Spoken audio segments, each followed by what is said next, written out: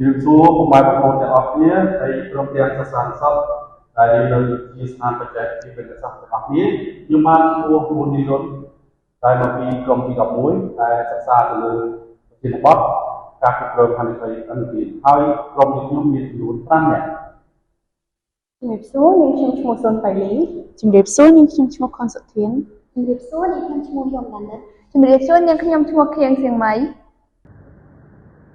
ពុកទី1និយាយពីសេចក្តីថាក្នុងបរិបទការវិវត្តសេដ្ឋកិច្ចនិងការចម្រើននៃវិស័យហិរញ្ញវត្ថុនាពេលបច្ចុប្បន្នស្ថាប័នធនាគារនិងស្ថានទូតហិរញ្ញវត្ថុ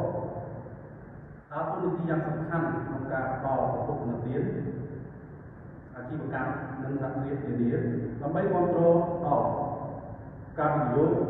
ការពង្រឹងអាជីវកម្មនិងបង្កើនសេដ្ឋកិច្ចការគ្រប់គ្រងហានិភ័យអន្តរជាតិបានក្លាយជាធាតុសំខាន់មួយក្នុងការគ្រប់គ្រងស្ថាប័នហិរញ្ញវត្ថុការគ្រប់គ្រងហានិភ័យអន្តរជាតិរួមមានដំណើរការកំណត់អត្តសញ្ញាណវិតម្លៃត្រួតពិនិត្យនិងតាមដានហានិភ័យដែលអាចកើតឡើងមានពេលពីសកម្មភាពផ្ដោតទៅទៀត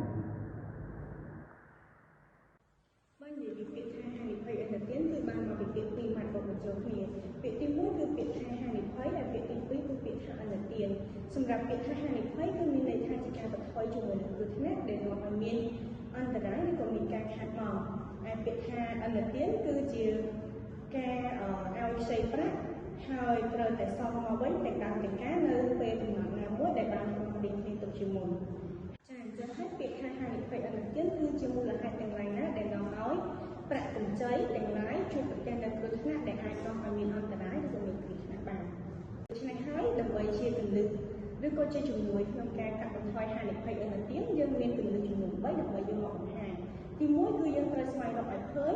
នៅសញ្ញាគ្រោះថ្នាក់ដែលជាអាទិភាពនៃហានិភ័យអន្តរជាតិទី2គឺយើងស្វែងយល់ពីការពិតនៃហានិភ័យអន្តរជាតិឲ្យបានទាន់ពេលវេលាហើយចំណុចទី3គឺយើងត្រូវស្វែងរកយុទ្ធសាស្ត្រការពារនិងការសម្រាលហានិភ័យអន្តរជាតិទី3កត្តាដែលបង្កឲ្យមានហានិភ័យអន្តរជាតិកើតឡើងរួមមានដូចជាកត្តាអតិថិជនអាចបណ្ដាលមកពីលំហូរសាច់ប្រាក់និងការធ្លាក់ចុះការប្រើប្រាស់កម្ចីខុសគោលដៅបញ្ហាតចរិតនិងអាកប្បកិរិយារបស់អតិថិជនចំណុចទី2កត្តាធនាគារអាចបណ្ដាលមកពីការវិនិច្ឆ័យអន្តរជាតិមានភាពធូររលុងការផ្ដល់កម្ចីអតិថិជនមានទំហំធំនិងសមត្ថភាពអតិថិជនទ្រព្យបញ្ចាំឬក៏ទ្រព្យធានាមានភាពចំណងប្រហោងនិងការប្រកួតប្រជែងនៅលើទីផ្សារទី3កត្តាមជ្ឈដ្ឋានខាងក្រៅអាចបណ្ដាលមកពីវិបត្តិសេដ្ឋកិច្ចគ្រោះធម្មជាតិនិងការរីករាលដាលនៃជំងឺជាដើមចំណុចទី4វិធីសាស្ត្រនៅក្នុងការកាត់បន្ថយហានិភ័យអន្តរជាតិនៅក្នុងកត្តាអតិថិជនរួមមានដូចជាទី1ក៏បំណងនៃការសង្ជ័យប្រាក់ទី2ការវិភាគនៅរបាយការណ៍ហិរញ្ញវត្ថុបានបញ្ចប់ទី3ពិចារណាទៅលើគោលចំហរបស់អ្នកខ្ចីប្រាក់ដូចជាប្រវត្តិរូបនិងប្រវត្តិអាជីវកម្មរបស់គាត់ទី4ការផ្ដល់យោបល់នៅក្នុងករណីផ្សេងដែលទាក់ទង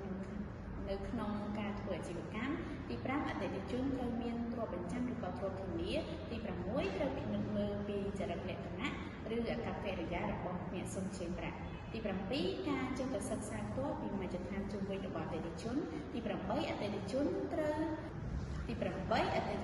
វតែជាម្ចាស់កម្មសិទ្ធិនៃទ្រព្យបញ្ចាំឬក៏ទ្រព្យធានាទី9ការវិតម្លៃពីលទ្ធភាពសងប្រាក់របស់អតិថិជនចំណុចទី4គឺវិធីសាស្ត្រក្នុងការកាត់បន្ថយហានិភ័យកត្តាធនាគារគឺដើម្បីយល់ដឹងថាដើម្បីកាត់បន្ថយហានិភ័យអន្តរជាតិគឺយើងត្រូវយល់ដឹង7ចំណុច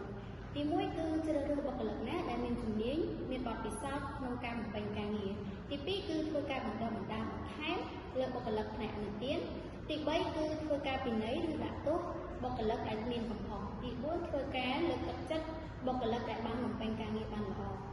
ទី5គឺណែនាំបុគ្គលិកឲ្យមានឯកភាពគ្នាក្នុងការបំពេញការងារទី6គឺធ្វើការបណ្ដុះបណ្ដាលបុគ្គលិកឲ្យមានភាពស្មោះត្រង់ចំពោះធនាគារនិងទី7ណែនាំពីទំនួលខុសត្រូវលើកិច្ចការរបស់ខ្លួនសម្រាប់ចំណុចទី5គឺវិធីសាស្ត្រដោះស្រាយនឹងការគ្រប់គ្រងហានិភ័យអន្តរជាតិក៏មាន5ចំណុចដែរគឺទី1ការវិនិច្ឆ័យនិងការវិភាគហានិភ័យអន្តរជាតិមុនផ្ដល់អន្តរជាតិទី2គឺការគ្រប់គ្រងនិងតាមដានអន្តរជាតិទី ទី3គឺដំណោះស្រាយនៅពេលដែលមានការទូទាត់យឺតយ៉ាវ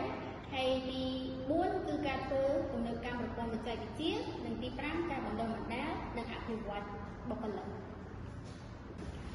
នៅក្នុងចំណុចទី5នឹងផងដែរនៃវិធីសាស្ត្រដោះស្រាយនឹងការគ្រប់គ្រងហានិភ័យអន្តរជាតិក៏យើងមានបន្ថែមគោលការណ៍ពីរទៀតផងដែរគឺទី1 YC និង 4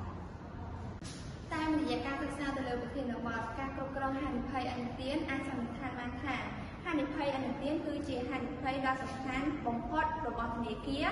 និងគ្រឹះស្ថានហិរញ្ញវត្ថុតែងតែប្រឈមមុខក្នុងប្រតិបត្តិការអន្តរជាតិហានិភ័យនេះត្រូវបានកើតឡើងនៅពេលដែលអតិថិជនឬក៏អ្នកខ្ចីប្រាក់មិនអាចបំពេញភារកិច្ចប្រាក់ដើមនិងការប្រាក់តាមលក្ខខណ្ឌដែលព្រមព្រៀងដោយសារតែសកម្មភាពផ្ដល់អនុទានគឺជាប្រភពចំណូលសំខាន់របស់ស្ថាប័នហិរញ្ញវត្ថុការកើតមានហានិភ័យអនុទានអាចបង្កមានការខាតបង់របស់ធនាគារហិរញ្ញវត្ថុការថយចុះប្រាក់ចំណេញនិងផលប៉ះពាល់ស្ថិរភាពរបស់ស្ថាប័នទាំងមូលជាចុងក្រោយខ្ញុំបានចំណាយឲ្យក្រុមទី11ទាំងអស់គ្នាសូមថ្លែងអរគុណដល់លោកគ្រូវិចិត្រដែលបានដាក់កិច្ចការស្រាវជ្រាវឲ្យក្រុមខ្ញុំធ្វើការសិក្សាស្រាវជ្រាវនៅប្រធានបទការគ្រប់គ្រងហានិភ័យអន្តរជាតិសូមថ្លែងអរគុណដល់បងប្អូនទាំងអស់គ្នាដែលតាមដានទស្សនាវីដេអូនេះសូមអរគុណ